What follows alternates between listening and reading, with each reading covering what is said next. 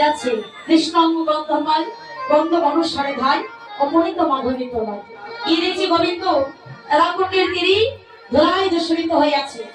চোরাবাসী সবে কিছু ভূমিতে পড়ে আছে আর রাধারাধা বলে কাঁদছে।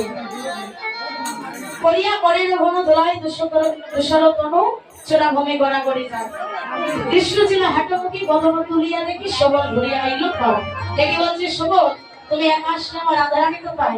গোবিন্দ এই কথা শুনে রাধারানী মনে মনে ভাবছে এই তো সুযোগ, এই সুযোগে আমি পরীক্ষা করবো গোবিন্দ আমায় ভালোবাসে নাকি ওই চাঙ্গা বলিকে ভালোবাসে। তাই আজ রাধারানী গোবিন্দকে পরীক্ষা করার জন্য বলছে রাইও আপন